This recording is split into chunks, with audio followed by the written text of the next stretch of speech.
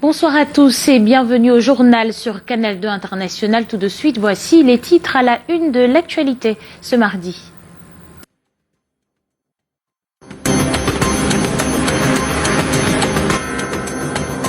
Où en est-on avec le financement de la campagne électorale lancée officiellement depuis 4 jours sur l'ensemble du territoire? La campagne et ses besoins mettent les partis politiques dos au mur. On en parle dans quelques instants. Il se faisait appeler Monsieur le procureur de la République, un faussaire épinglé à Yaoundé par la gendarmerie nationale, accusé d'usurpation de titres et trafic d'influence. L'homme a été présenté par les éléments de la Légion de gendarmerie du centre et risque des années de prison. Eux sont prisonniers de Wuhan, en quarantaine depuis des jours dans une ville fantôme où s'est déclenché le coronavirus qui a déjà fait une centaine de morts. De nombreux étudiants camerounais appellent les autorités à leur venir en aide. Vous entendrez en exclusivité leurs cris de détresse dans ce 19h50.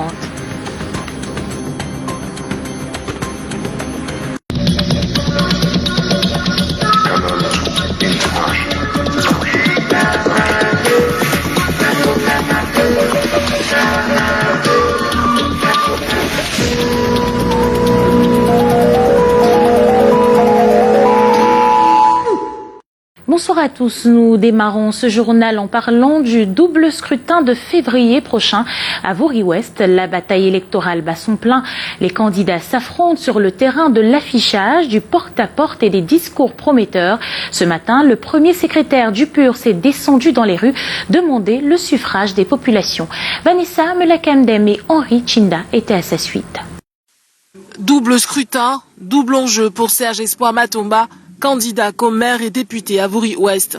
Pour atteindre ses objectifs, le premier secrétaire du PURS joue la carte de la proximité vis-à-vis des populations. Dans les rues et les marchés, c'est avec humilité et convivialité qu'il demande les suffrages. Ses projets de développement sont ses principaux arguments. Nous devons, n'est-ce pas, nous battre pour que Bonabéry devienne une capitale, si vous voulez, modèle, une ville modèle, passant par la municipalité et le Parlement. Parce qu'il y a plusieurs projets qui existent, n'est-ce pas, au niveau national, et Bonabéry n'a pas toujours été priorisé parce que les parlementaires qui y ont toujours été ne se sont pas battus pour la ville, mais beaucoup plus pour eux. Donc il est important de changer ces donnes, de se battre toujours pour les siens, de se battre pour sa localité et amener les uns et les autres à vivre dans les meilleures conditions. Le candidat du Peuple uni pour la rénovation sociale s'est entouré de quelques jeunes camarades et des militants des partis de sa coalition pour livrer la bataille électorale.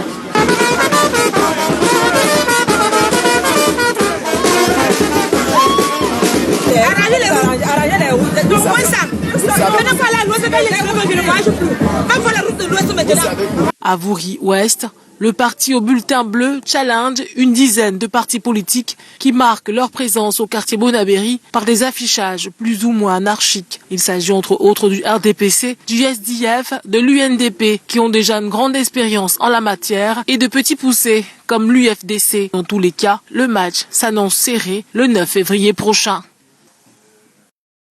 Loin du Vouri, dans le Bamenoubou précisément, pourtant en pleine campagne, l'Alliance nationale pour la démocratie et le progrès reçoit un coup dur ce mardi. Une note de disqualification de la liste des candidats du parti pour l'exécutif communal de Bafia vient d'être transmise par le tribunal administratif. La NDP aurait un contentieux au tribunal suite à une plainte déposée par un candidat adverse. Écoutons à cet effet El Hadj Aroga Ousmanou, vice-président de la NDP, et Patrice Assokangam, militant du parti. Quand je ne peux pas dire que c'est vrai, je ne peux pas non plus dire que ce n'est pas vrai. Puisqu'on appelle Eleka, Eleka me dit qu'il ne connaît pas. Hein?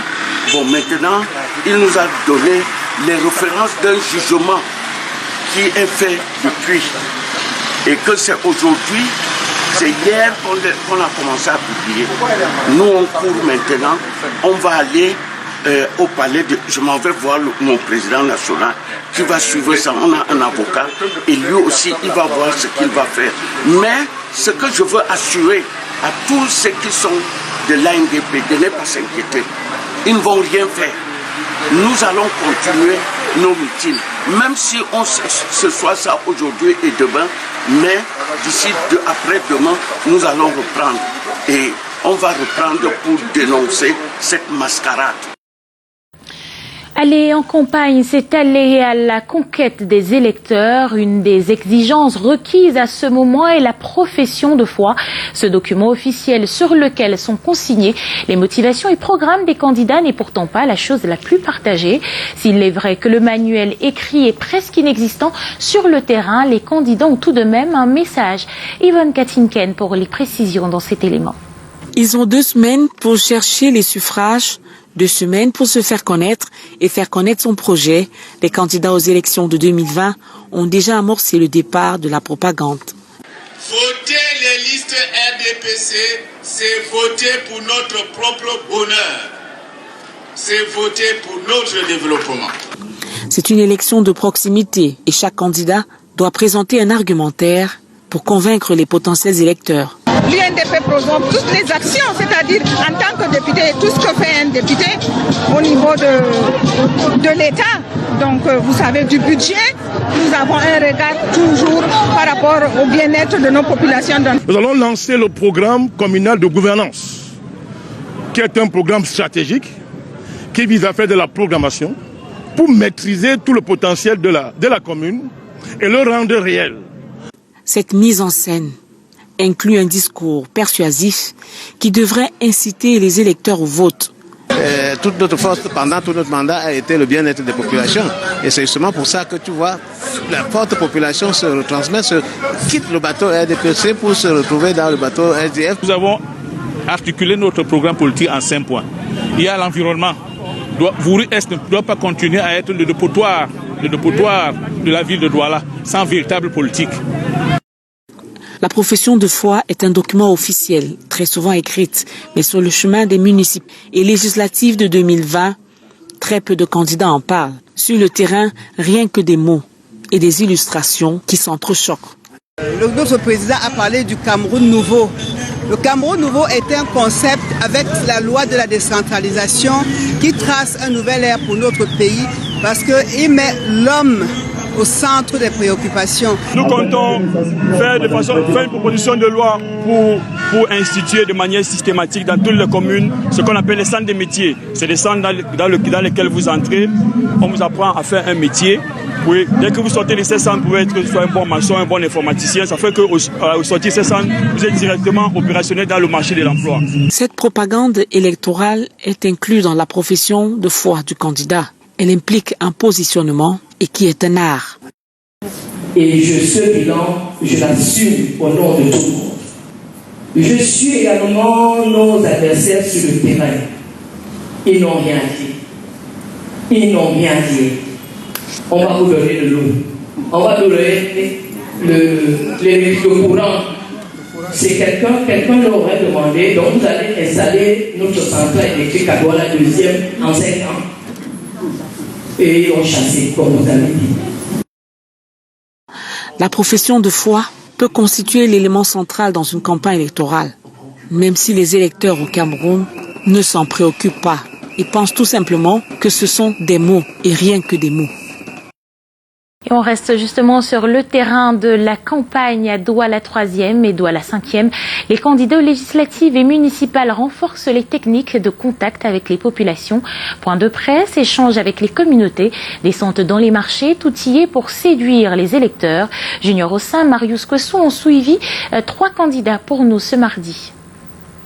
Les candidats en liste pour les élections municipales et législatives à Douala 5e et Douala 3e s'activent depuis le début de la campagne pour rassurer les populations, mais également pour leur présenter un bilan.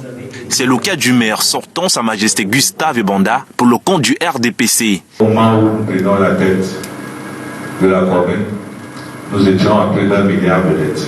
Nous avons donc commencé à éponger cette dette. Nous avons pu l'éponger à environ 60%. Non loin de là, à Fungoudron d'Orbon, le SDF est à la rencontre des femmes de la localité Fodiomonkoué de Douala. La présidente des communautés OCAM pour le SDF Nadège Tatiana Mapingweng invite les femmes de cette communauté à voter pour les femmes de son parti. Sans elles, les femmes ne pourront pas arriver à leur offrir ce qu'elles attendent du gouvernement parce que tant que les femmes ne sont pas présentes dans les institutions du pays, elles ne pourront pas avoir des avantages liés à elles. Et un peu plus loin, la caravane du PCRN Vouri-Est se déploie dans les ruelles de Douala. Ici, au quartier Bilongué, par exemple, de comptoir en comptoir, Nouran Fotsing, tête de liste pour les législatives, témoigne son amour pour les hommes et femmes de ce quartier. On les écoute, on écoute ce qu'ils ont à nous dire, c'est quoi leur vrai problème et on touche du doigt quoi. Donc on est vraiment sur le terrain pour l'action. Les élections sont marquées par une véritable volonté des candidats à vouloir changer les conditions de vie des habitants dans cette circonscription de 551 bureaux de vote. Sur un autre terrain, le RDPC se mobilise dans le département du Kounki, région de l'Ouest Cameroun. Plusieurs militants du Parti des Flammes se sont retrouvés à Banjoun pour suivre leur candidat au double scrutin du 9 février à venir. Les précisions avec Bertrand Quetchouan et Joseph Choupeau. Consolider les acquis du département du Kounki et stimuler son développement, tel est le pari de ces hommes et femmes d'action pétris d'expérience et de grand cœur qui réitèrent solennellement leur aimable mission au service des populations, axée sur la défense des intérêts et les valeurs de ce département cosmopolite dont le mérite n'est plus à démontrer.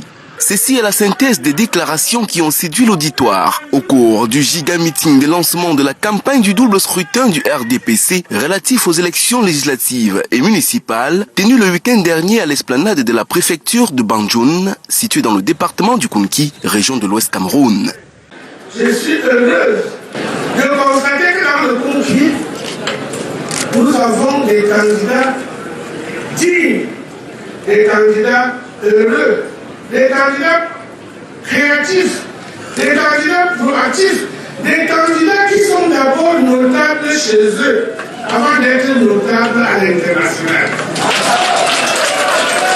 Ces candidats entrants et sortants du double scrutin du 9 février prochain soutiennent la méthode de l'écoute à l'action pour le développement par l'éducation et la formation, de l'écoute à l'action pour veiller à promouvoir le vivre ensemble dans le département du Kounki, de l'écoute à l'action pour promouvoir une meilleure éducation de la jeunesse afin de mieux lutter contre les fléaux de la société, de l'écoute à l'action pour porter leur assistance aux personnes vulnérables et nécessiteuses.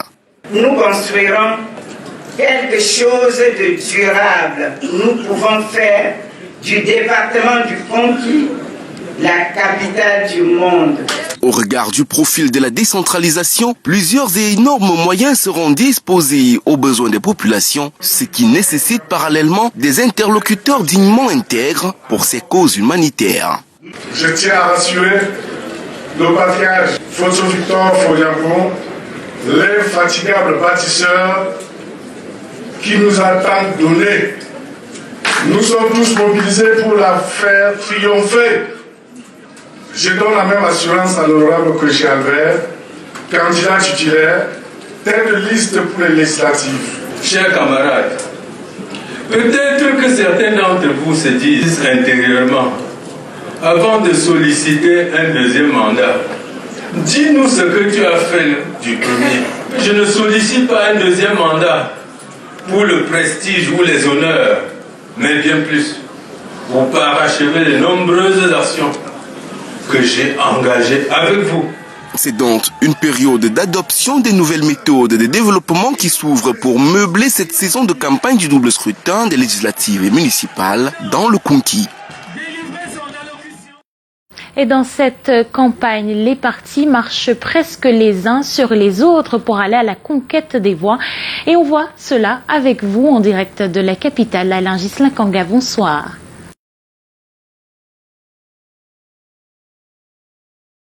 Bonsoir à tous. La campagne électorale bat son plein à Makak, dans le département d'Union. Et quel est le parti Croire au Cameroun? CRAC a mobilisé près de 500 militants pour son tout premier meeting dans la localité à travers son candidat, chef de liste Odile Ngoyogo. Il compte prendre la mairie de Makak, connue comme l'un des bastions de l'UPC. Janice Kamga. Toutou, oui. Le crack, plus qu'une drogue, un parti politique. Des militants couleur jaune moutarde scandent le nom de leur Amazon, Odile Ngoyogo, chef de liste pour les municipales ici à Makak. Craquons tous ensemble pour le crack, craquons pour Makak, craquons pour Ngoyogo Odile, craquons pour la prospérité. Son cheval de bataille, la révolution par la terre, espoir d'un avenir à Dieu pour des riverains parmi lesquels des handicapés vêtus couleur citron. À Makak, si vous n'êtes pas agriculteur, vous ne pouvez rien avoir. Nous allons être riches et prospères avec notre terre. Le crack peut nous aider à faire l'agriculture, à évoluer, à changer Makak, à faire Makak le futur. La circonscription rurale est convoitée et pour la prendre, la Mama comme on l'appelle ici, son tour de conseiller jeune comme Augustine, 24 ans. La maman Ngoyogo Ntonga a demandé à la jeunesse d'oser pour que Makak soit une jeunesse de fer de lance, pour que Makak, la révolution verte, pour que demain, ensemble dans le crack, nous puissions faire de Makak une puissance agricole. Un premier meeting validé, c'est donc entre promesses de campagne et sonorités traditionnelles que les populations ont été invitées à voter massivement pour croire au Cameroun. Et le Parti pour la réconciliation nationale propose l'instauration d'un procès verbal témoin pour faire face aux fraudes électorales. Une initiative peu appréciée par les experts en questions électorales. Delphine Fonkotene et Michel Foucault pour les détails. Opération séduction pour les candidats investis aux municipales et législatives du 9 février 2020. Déjà 4 jours que la conquête dure. Nous nous battons pour convaincre les Camerounais de voter pour notre offre politique. En compétition pour 38 communes à travers le Cameroun et 39 sièges à l'Assemblée nationale, le Parti camerounais pour la réconciliation nationale a d'ores et déjà pris des dispositions pour sécuriser les voix des Camerounais qui leur feront confiance. Quand il y aura coupure miraculeuse, il faudrait qu'on puisse poursuivre le dépouillement et voir ce qui se passe véritablement. Et nous en sommes d'ailleurs battus pour ça, pour que nous puissions avoir dans les bureaux de vote 2 représentants, soit un pour les communes et pour les municipales et l'autre pour les législatives. Là, c'est sur le plan local. Au niveau international, l'ONU et l'Union africaine ont été contactés par le PCRN pour le renforcement de la transparence électorale et désormais, un procès verbal témoin sera instauré. En quoi consiste le procès verbal témoin? Le procès verbal témoin, c'est un procès verbal de plus qui doit être remis aux représentants des missions d'observation. La pertinence de ce procès verbal témoin est remise en question par les experts des élections. Hilaire Kamga, que nous avons eu au téléphone, on a quelques réserves. Ça peut être une méthode de pression pour combattre la fraude électorale, mais en l'état actuel du droit camerounais, il ne peut pas y avoir de PV témoin qui soit de nature à supplanter le PV du représentant de l'élection de Cameroun, notamment dans la commission locale de vote, parce que celui-ci, c'est le président du bureau de la commission locale de vote. L'expérimentation de cette innovation du Parti camerounais pour la réconciliation nationale reste attendue le 9 février 2020. Et 4 jours après le début de la campagne électorale, les candidats sont déjà dos au mur pour la majorité, faute de moyens. Les financements publics tardent à venir et du coup, chacun y va avec ses moyens. L'opposition pointe un doigt accusateur sur le régime de Yaoundé et le parti au pouvoir. Quand le financement de la campagne dérange, un reportage de Brand Kamga et Serge Alain Zébou. Des véhicules de campagne parqués, pas de carburant pour descendre sur le terrain. Zéro financement aux partis politiques par le gouvernement. 4 jours après le lancement de la campagne électorale, ça coince. Ils nous ont envoyé 1000 bulletins de campagne. Il y a plus de 600 000 votants. Nous sommes obligés d'imprimer et nous n'avons même pas de moyens. Pas de moyens. L'article 285 du Code électoral précise pourtant que les financements publics pour la campagne sont versés pour la première tranche dès la publication des listes des candidats. La deuxième tranche après proclamation des résultats. Cela fait 1 mois et demi que les partis politiques devaient déjà avoir ces financements. Il ne s'agit pas d'une manne. Il n'est donc pas normal qu'à ce jour, on n'ait pas reçu les financements. Pour l'opposition, il y a comme question de déséquilibrer les moyens de campagne. Le parti au pouvoir et l'administration ne souhaitent même pas qu'il y ait compétition. Ils veulent aller seuls à ces élections. Le moyen de l'État qui est à leur disposition, ils sont en train de l'utiliser, alors que les autres partis politiques sont obligés d'utiliser leurs moyens propres. Moyens propres, certains ont vu le mal venir de loin et se sont préparés sans forcément compter sur le financement public. Comme nous savons déjà que c'est comme ça, on fait comment? Nous engageons nos moyens, nous avançons et ces financements peut-être vont nous surprendre. La campagne finit la semaine prochaine. Le candidat PRP à la mairie de Yaoundé 4 trouve d'autres arguments qui justifieraient ce silence de l'État. Il y a aussi des gens qui sont candidats juste pour le business. Il y en a qui ont pris cet argent et ils ne partent même pas en campagne. Ce sont des arguments pareils sur lesquels l'État s'appuie pour essayer de voir qui est sérieux. En attendant la manne, chacun se débrouille comme il peut. Le Parti camerounais pour la réconciliation nationale crie au secours. À dire que nous sommes des nécessiteux, du moment où c'est pour la bonne cause, nous tendons la main à tous nos camarades, à toutes les âmes de bonne volonté, pour que nous allions à la conquête de ces suffrages. Au niveau du ministère de l'administration territoriale, chargé de remettre les fonds aux candidats, de sources internes évoquent la non mise à disposition des financements par le gouvernement. Il faut attendre.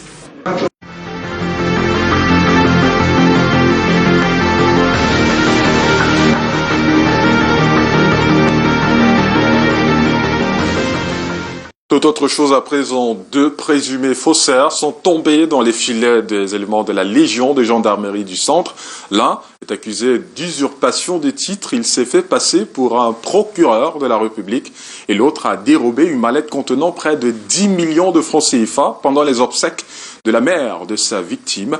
Il s'est fait passer pour un faux prêtre, pour un prêtre. Ils ont été présentés ce jour à la presse ici à Yaoundé. Les détails dans cet élément réalisé avec le concours de Serge Alain Zébou.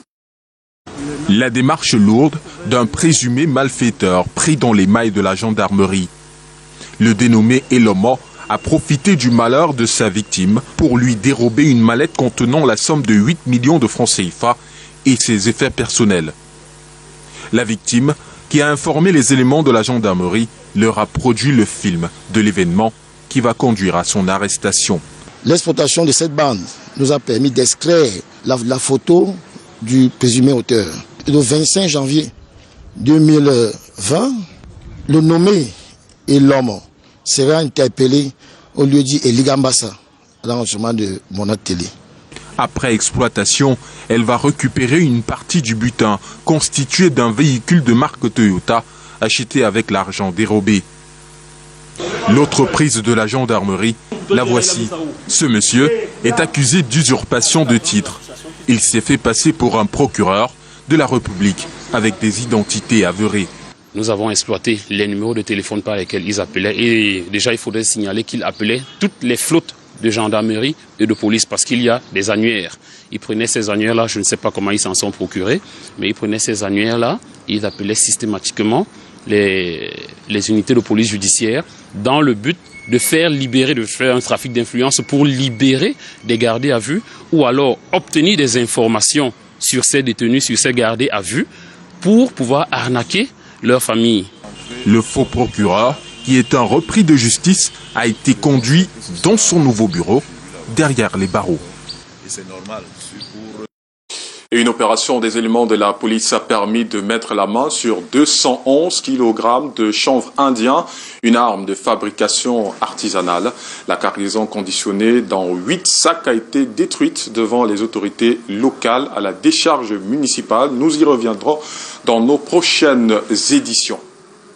On parle de santé à présent. Le Cameroun sécurise son territoire contre le coronavirus. Un dispositif a été mis en place pour éviter l'entrée de ce virus, particulièrement aux portes d'entrée du pays et aux frontières. Les détails avec Karen Mezachachoya et Samuel Bonis. Près de 4000 cas et plus de 80 décès dus à l'épidémie, à un nouveau type de coronavirus, enregistré en Chine où la maladie sévit depuis le 31 décembre 2019. L'Asie, l'Amérique, l'Europe sont les continents touchés.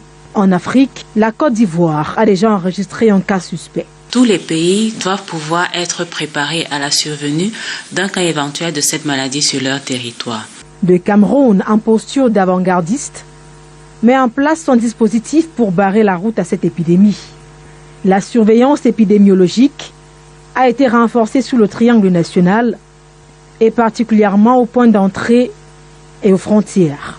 Renforcer les capacités du personnel qui est sur place pour pouvoir détecter rapidement et précocement un premier cas éventuel pour assurer sa prise en charge rapide, de mettre à la disposition des différents postes de santé aux frontières le matériel nécessaire pour détecter le cas et pour la prise en charge rapide également, pour la protection des personnels de santé même qui sont chargés de prendre en charge ces cas-là, de mettre en place également des salles d'isolement au niveau des postes de santé aux frontières et de mettre à disposition des centres d'isolement dans les formations sanitaires des villes les plus à risque et également des centres de traitement.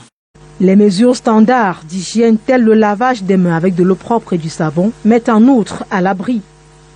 Il est également conseillé d'éviter tout contact rapproché avec les animaux sauvages ou avec des carcasses d'animaux décédés. Bien faire cuire les aliments avant de les consommer et pendant l'éternuement, se protéger la bouche et les narines avec un mouchoir jetable. Un virus qui fait peur, notamment les étudiants camerounais qui appellent le gouvernement à l'aide. Et on en parle avec vous, Aimé Catherine Moukouri. Bonsoir. Bonsoir Alain Ghislain Kanga. Des étudiants camerounais mis en quarantaine à Wuhan à cause du coronavirus. Ils sont près de 500 à se trouver dans la ville épicentre de l'épidémie. Des Camerounais qui s'estiment abandonnés par l'ambassade camerounaise. Leur cri de détresse dans cet élément réalisé par Michael Chipio et des images amateurs d'étudiants camerounais en Chine.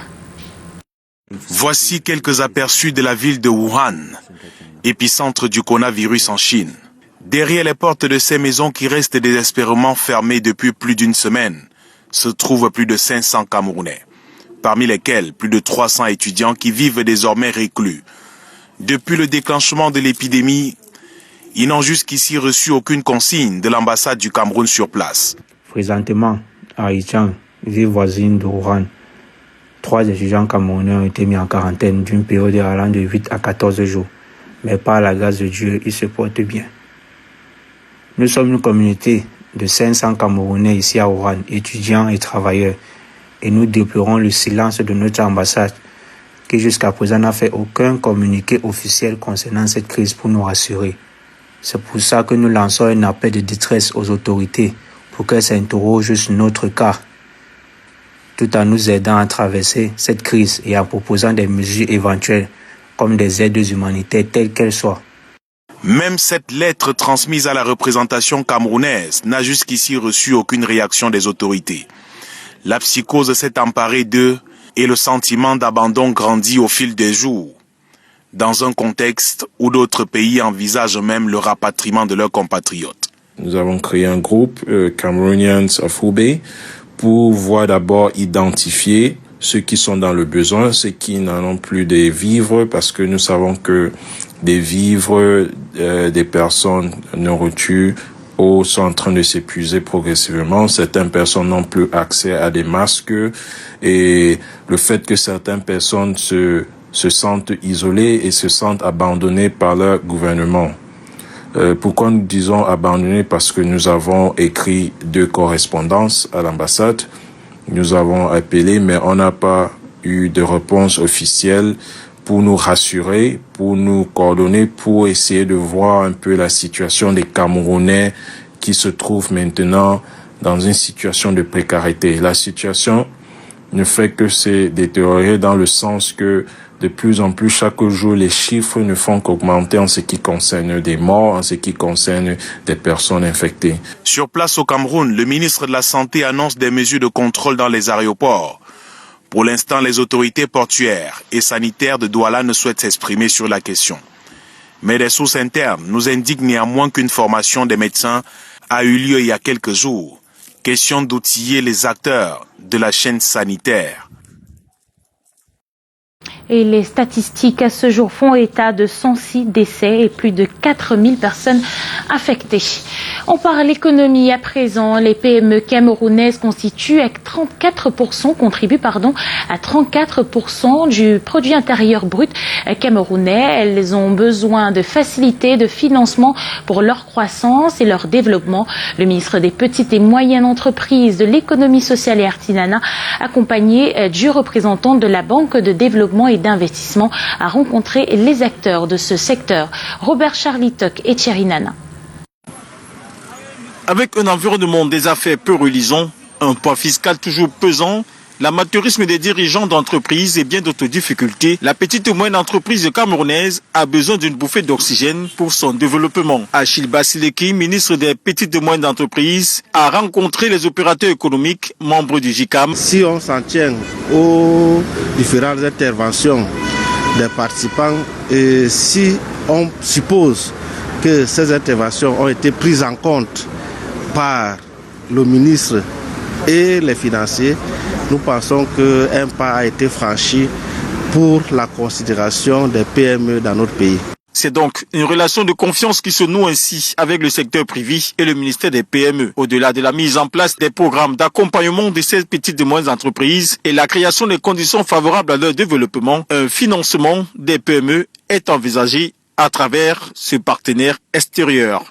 On va signer demain des conventions, des accords de financement avec deux banques camerounaises pour un total de 12,4 milliards de CFA visant les PME de différentes tailles. C'est donc une aire nouvelle qui pointe à l'horizon pour les PME et PMI camerounaises. La signature par le Premier ministre le 22 janvier dernier du décret fixant les conditions de fonctionnement des incubateurs qui sont des structures d'accompagnement public et privé pour la création et surtout la dynamisation des PME. On apporte chaque jour des réponses beaucoup plus opérationnelles aux attentes, aux besoins et surtout aux préoccupations des PME. Achille Basileki a exhorté les opérateurs économiques à se pencher vers l'industrie qui ne représente que 12% des PME camerounaises, mais qui reste une niche de trésor avec la mondialisation des échanges et les accords économiques déjà opérationnels. En sport, cyclisme, sur les 90 coureurs au départ de la 15e édition de la Tropicale Amissa Bongo, nos 6 lions indomptables de l'équipe nationale du vélo ne sont pas rentrés bredouilles face à la presse ce matin. Kamzon, Abosolo et toute la délégation ont refait le film de leur exploit. Aimé Moukoko pour le compte rendu. En rouge, j'ai vu que j'avais les jambes, je pouvais aller chercher la victoire. J'ai continué à donner. Il y a les adversaires qui m'ont suivi. On est arrivé à 500 mètres de l'arrivée. Je n'y croyais pas encore. Voici l'homme le plus rapide sur la plus longue distance des étapes de la Tropicale Amissa Bongo. Kamzon Abosolo est de retour au bercail. Ses coéquipiers et lui, après une brillante participation il y a une semaine à cette course classée 2.1 à l'Union cycliste internationale. Une course à étapes, ça s'étudie au fur et à mesure que les jours passent. Donc, dans nos analyses avec le staff technique, nous avons jugé bon et bien de frapper fort ce jour parce que sinon, c'est seulement ça. Parmi nous qui sommes Camerounais, nous sommes très endurants et c'est l'une des étapes qui nous a toujours porté bonheur. Cette 15e édition de la Tropicale, dont le budget d'organisation et le professionnalisme des concurrents du Cameroun est à l'opposé des conditions de travail des lions indomptables de la petite reine, a donné sans doute des enseignements à la Fédération camerounaise de cyclisme, souvent pointée du doigt quand ça ne va pas.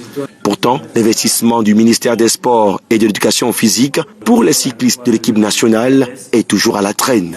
Pour le moment, je n'ai pas encore eu de réaction officielle de ma tutelle. Pour le moment, on n'a pas encore reçu de prime.